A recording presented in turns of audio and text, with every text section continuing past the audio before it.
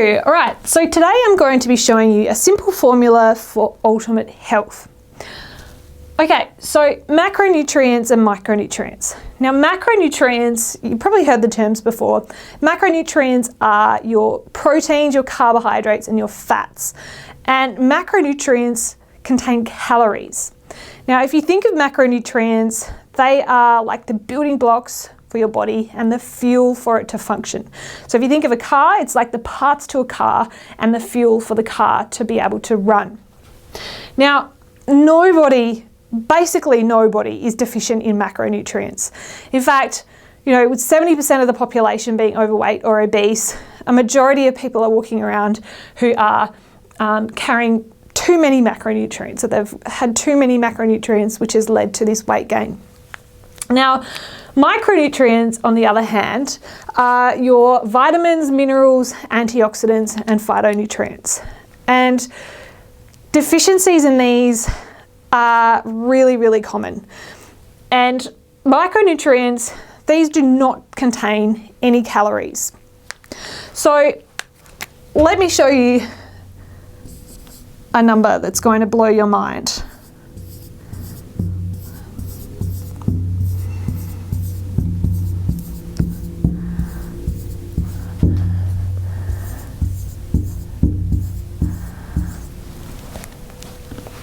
That is the number of, I don't even know how to say that, by the way. That is the number of reactions that happen in your body every single second. Every single second. And micronutrients are really, really important for these reactions to occur efficiently and effectively. So when you start running low on these micronutrients, your body starts to suffer. It is trying to do all of this work, but it doesn't have all of the tools that it needs. It doesn't have the support and the backup that it needs. It's like if you were working and at your office, at your desk, and someone kept putting more and more work on your desk, and you just got all of this stuff piled up and you had no one to help you. That's really what it's like for your body. When it's running low on these micronutrients, it has all this work coming in, particularly if you are over-consuming the macronutrients.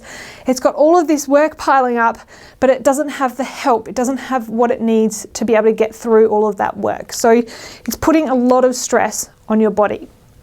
So basically, going back a step, I'm sure you've heard of things like scurvy and beriberi and spina bifida. So these are examples of severe micronutrient deficiencies. And of course, these are debilitating diseases. You don't have to be severely deficient in a micronutrient for it to affect your health. It's these mild deficiencies in micronutrients over the long term that can really, really have detrimental effects on your health for this exact reason. Okay, so the simple formula for ultimate health is simply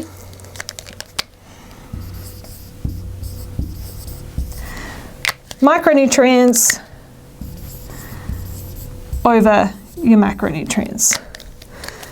So basically, you really want to be getting as many micronutrients as you can. So a diet that is really high in micronutrients, and ideally you want to be consuming, or not over-consuming at least, macronutrients or calories.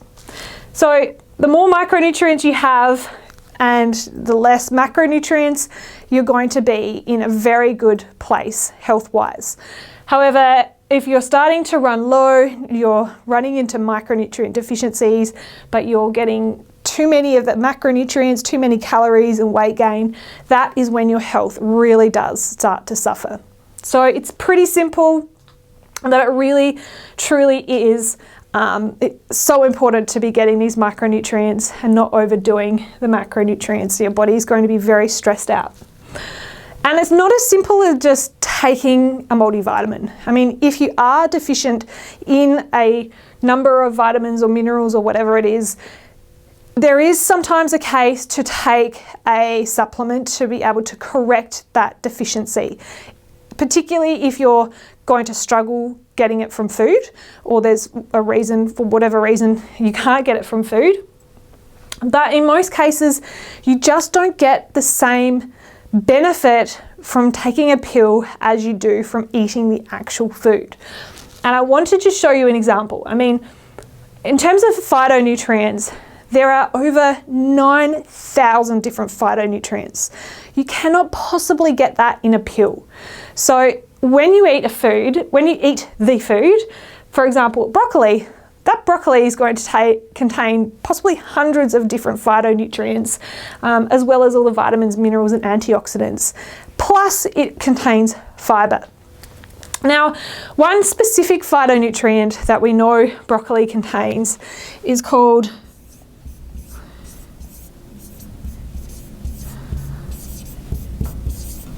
glucosinolate. So glucosinolate is a phytonutrient. So I didn't actually say it. Phyto means plant. Nutrient is obviously nutrient. So these are nutrients found in plants that have effects in our body.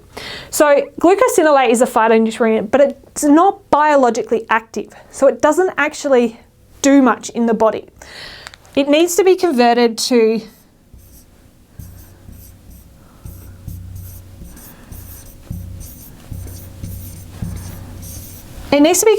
sulforaphane. And when it's converted to sulforaphane, this is actually the bioactive or biologically active compound that has been shown to have anti-cancer effects. It's also been shown to protect the beta cells in the pancreas and have glucose lowering effects, and a whole other range of really amazing health benefits. So there are a couple of ways for that glucosinolate to get converted to the active form. The first is by an enzyme called myrosinase. So basically this enzyme, when you cook the broccoli, just gently cook it. So you might notice that when you cook broccoli and things like kale, it starts off with a bit of a white waxy colour, and then when you cook it, it goes really bright green. And then if you overcook it, it starts to go brown. So when you cook it gently, though, just for a couple of minutes, and it's that bright green colour, you're actually breaking down the cell walls and you're activating this enzyme that is converting it to the active form sulforaphane. Okay? So that's one way, if you gently cook it. And if you overcook it, you start to destroy some of the sulforaphane and the enzyme. The other way is the friendly microbes in your gut. So gut microbiome, which I talk a lot about. Basically, these friendly microbes, they digest the food and they also convert the glucosinolate to the sulforaphane. So they are working with you. And when you eat the broccoli, you're getting the enzyme that is with the broccoli as well, that is helping to convert it to sulforaphane. And the broccoli is also very high in fibre, and that fibre is going to nourish all of the friendly microbes, so they help you to convert it into the active form. And then say you drizzle a little bit of extra virgin olive oil on it and squeeze a little bit of lemon on. Then you're making the vitamin K, which is a fat-soluble vitamin, more available, so you're going to absorb more of it. And the vitamin C is going to help you to absorb calcium and iron from the broccoli. So you can see that food comes as a package and it all works together. So when you start picking it apart, you lose these interactions and these beneficial effects that they have, and you potentially lose a lot of the nutrient or nutritional value of the food. So you just can't get the same benefits from just taking a pill, unfortunately. You really do need to eat the food. Now, our bodies are also very clever at sensing when things are low, because they like everything to be within a nice, safe range, and they like everything to be optimal, not too high, not too low. And when you start running into these nutrient deficiencies, your body will sense that. And I mean, you start to get symptoms because, as I said, your body starts to run into problems. And so, there'll be a variety of different symptoms that you might get. But for example, if we're talking about something like B12 or iron deficiency, you're going to be starting to feel really tired, really lethargic, just fatigued, low in energy. And that is your body. I mean, obviously something's not going right because you're deficient in these nutrients, but it is also your body telling you that you're running low. But you might mistake that for just feeling tired or low in energy, and you might instead go and grab a coffee or an energy drink or have something sweet and sugary to try and lift your mood and your energy levels. Obviously, we're not then correcting these the real cause of your symptoms, and this happens a lot. You know, we really can't always know what you're running low in. We can, for some, do tests, but this isn't routinely done, and this might be causing you to feel so, you know, just so crap, basically. If you are really deficient in these nutrients and you end up reaching for the wrong things to try and correct it. I mean, a classic example of when this happens is in pregnancy.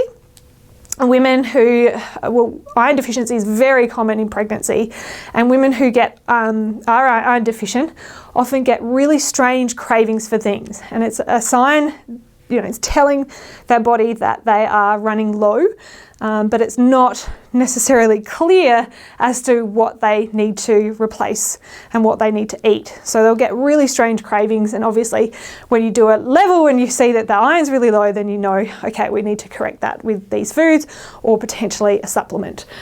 So if you're feeling really yuck, if you're feeling really just crappy and not 100% yourself, it's quite likely that you are, you know, running low on some micronutrients, and they're causing a lot of your symptoms and your problems. So then, how do you prevent these micronutrient deficiencies, or what is the optimal diet to optimize your health? And basically, the focus here is on a plant-rich diet. So you want to be focusing on getting as many plants in as possible, because these are really high in micronutrients and they're relatively low in macronutrients. So they fit perfectly in this equation or this formula. And ideally, minimally processed, so whole foods. You want to be focusing on eating whole foods that have not been processed, because when you start to process foods, you often, you know, lose a lot of these micronutrients. You know, if it's been exposed to heat, and if it's been sitting on the shelf for a long time, there's all of these alterations to the food that can reduce or it can affect the quality and the life of these micronutrients, and they become destroyed or lost. So ideally, we want to be filling up on plants, so your veggies, your legumes, your nuts, your seeds, your fruit, filling up on all of these really nutritious, nutrient-dense foods.